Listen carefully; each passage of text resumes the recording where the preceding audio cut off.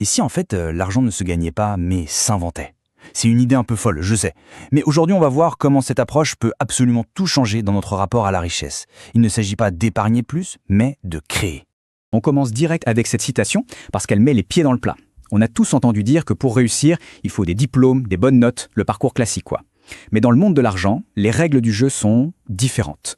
Ce qui compte, ce n'est pas seulement ce qu'on sait, c'est surtout d'oser passer à l'action. Regardez ce contraste, il est assez parlant. D'un côté, on a Alexander Graham Bell.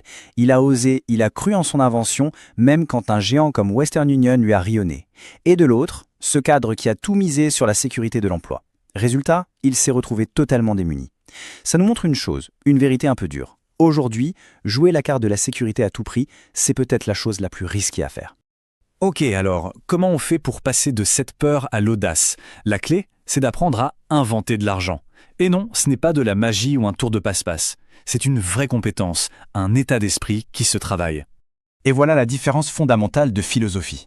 La plupart des gens sont coincés dans ce qu'on appelle la rat race. On travaille, on touche un salaire, on paye les factures et le mois suivant, on recommence. Les riches, eux, ont compris que leur plus grand atout, c'est leur cerveau. Ils ne courent pas dans la roue, ils créent des systèmes où c'est l'argent qui bosse pour eux. Et pour ça, l'outil numéro 1, c'est ce qu'on appelle l'intelligence financière.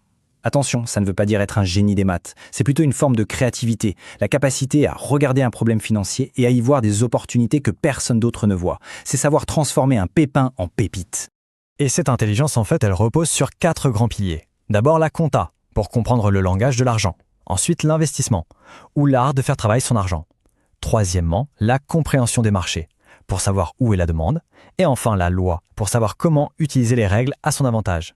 Quand on maîtrise ces 4 domaines, le jeu change complètement. Le point le plus important, il est là.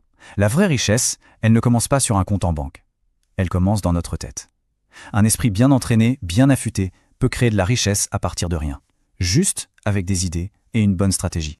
Bon, à cette théorie, passons à un cas pratique. On va décortiquer un exemple réel pour voir comment on peut, littéralement, créer de l'argent à partir d'une idée sans même utiliser ses propres fonds.